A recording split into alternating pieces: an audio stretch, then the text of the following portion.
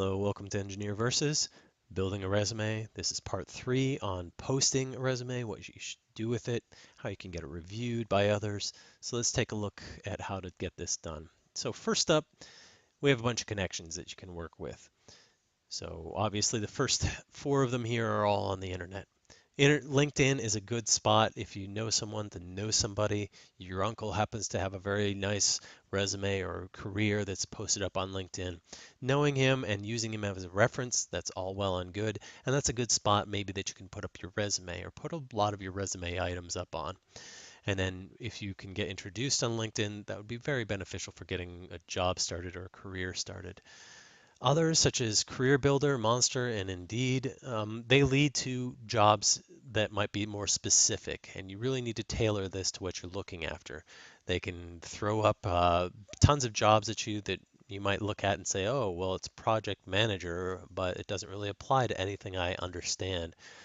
So you really need to tailor that to what you're looking at. But what's also nice is they usually have like these boxed forms that you fill in and it can say, okay, experience number 1, experience number 2, and you have to fill it in from what time frame to what time frame. And you fill all of that in, and that fits sort of their boxes that they're looking for. And then you can search on these for the salaries and so on. And then what you want to do is load that up, load up your resume to the sites, and then zap that resume out to specific positions. Okay, there's a lot of big companies that put a lot of jobs on these places. It saves them more money because it gets them a lot more exposure and they can choose more readily from a lot more candidates for specific jobs. So it helps the companies out and you need to help them out by posting directly to exactly what your position that you're looking for. If you have something that you're looking exactly for, say you got your degree in computer science and you definitely want that job at Google or Apple or wherever, and you want to start doing some coding for them, state specifically what you're looking for. And you can tailor your resume, make your resume a little bit different so that will stick out. What you're looking for will meet what that job description might be there. So the other thing about these sites is that you can also start to have them look at your resume and take a look at it for you. You can also, down here I have a resume builder site where they will also look at it, but you can also ask your professional societies, your professors at your school or your teachers. They will help you out, and there's usually a career guidance counselor that can help you out as well. If you're just starting out in your career, you're just figuring out what you want to do for an internship or moving on from that, go back to that. Even if you've been out of school for 5 years, you can go back, take a look, put together your resume, and have them review it with you. Okay. And the same thing can go on with each of these. They will not necessarily help you out with the wording that goes into all of your resume, but guess what? Any of the sources that you can actually talk to people and get them to review your resume, they can help you out.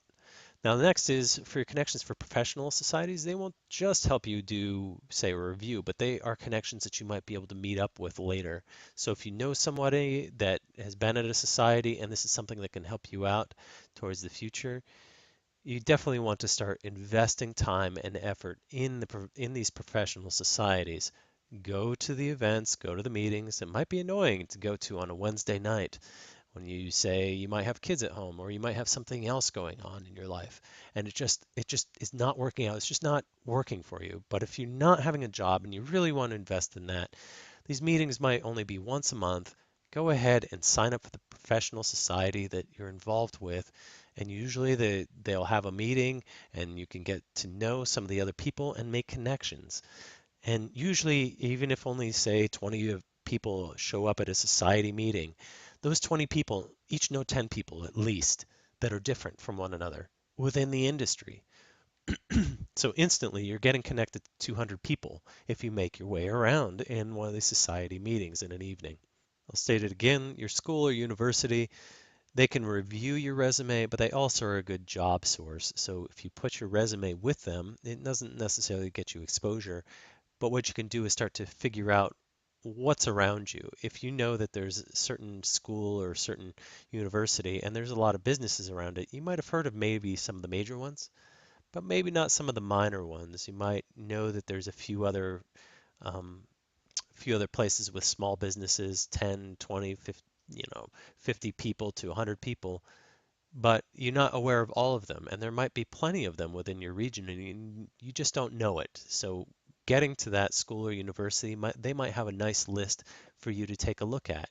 And it also would let you know that, hey, there's more than just the two groups that are, say, in your city or town.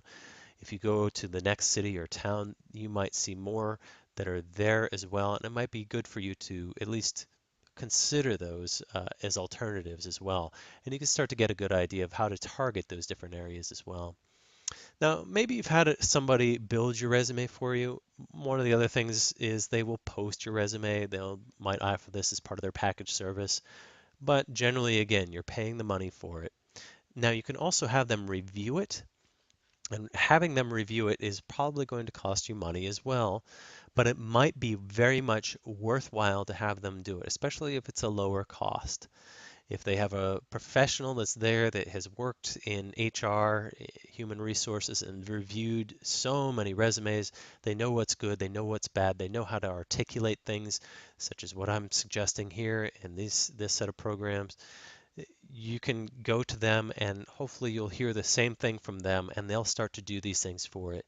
They may walk you through a questionnaire and they may take you 10 times the amount of time to do it, but at least they'll start to really get an understanding of who you are and what skills you have in order to put it in your resume and put it on your site. And then once you do find the job, hopefully that will work out in your favor and their favor as well.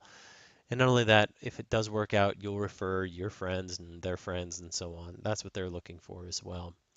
Now, these are good internet connections and professional connections. Work them both if you're looking for a job.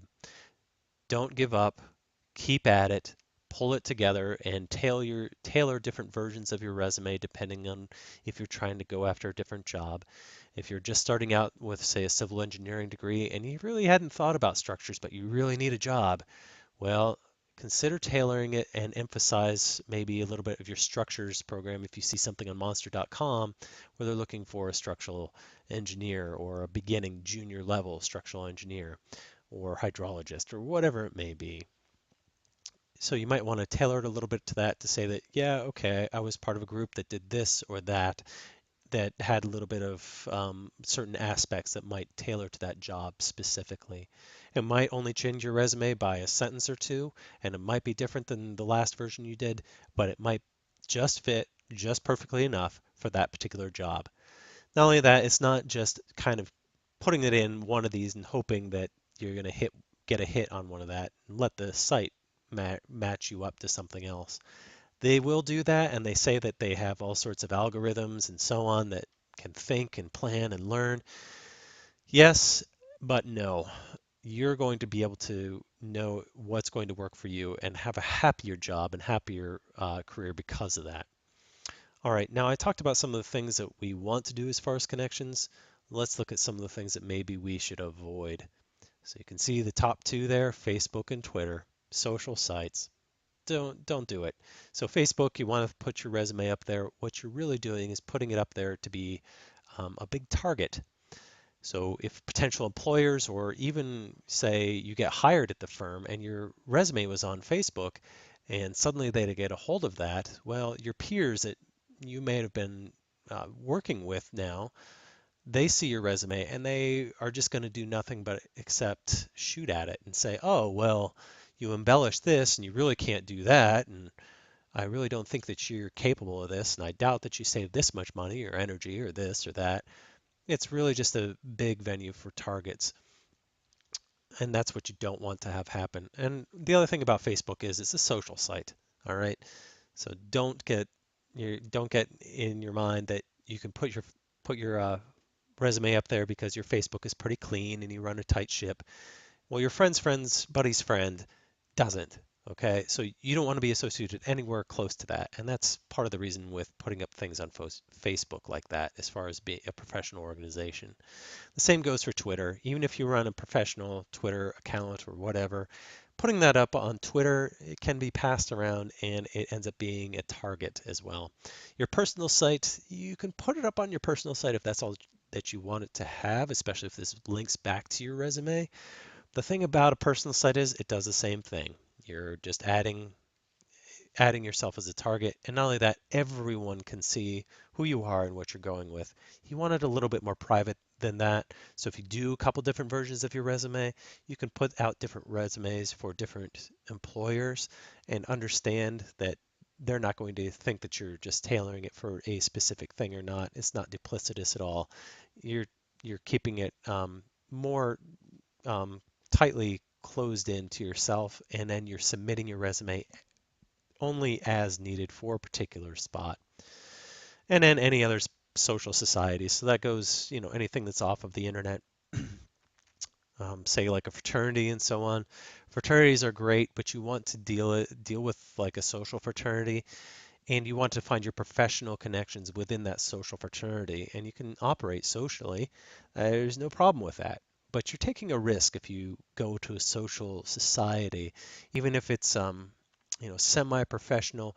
It can be it can be a little bit detrimental because suddenly you're sort of opening yourself up, and it might be a little bit um, awkward if, say, you gave your resume to somebody and you didn't get the job because somebody else did, and you might have to talk to somebody else about that, and it's no problem. But the thing is, you don't want to put an emphasis on it or stress somebody else out with a society that's more socially bent or socially geared. All right. So those are the things, connections and such to avoid. Also, don't necessarily go and onto Facebook and Twitter looking for reviews of your resume. Again, that's just going to open people to just do pot shots, and you're going to get sort of a twisted understanding of what's going to be good or bad for your resume. The advice that I give here might not work out or be tangible or good for them. I know exactly what I see on the resumes I see all the time, and I know what frustrates me. I know what I'm looking for, and I know who I'm going to hire based on just the resume alone. However, what you want to do is you want your resume to make sure you're one of the top three that's called in for a position. So if I'm looking around at 20 different resumes and I have three to choose because I can only have spots for three interviews, my first three interviews, I want to choose based on the best resumes. And that's what's going to be your connection. So again, go and understand and look at some of the other resumes that you might see around on LinkedIn or these other sites as well. They'll give you examples and things to look at as far as posting. So don't be afraid to do that, but make sure that you have a good handle on how you can be in the top three and get called in for an interview. And then when you go in for the interview, make sure that you can speak to exactly what's on your resume and understand it. Don't say, oh, I forgot what I wrote there. But we'll talk more about the interview process in another lecture. All right, all the best on doing your resume and getting going with that. In the meantime, I'll see you in the next lecture. This has been an engineer versus building a resume, and this is part 3 on the posting.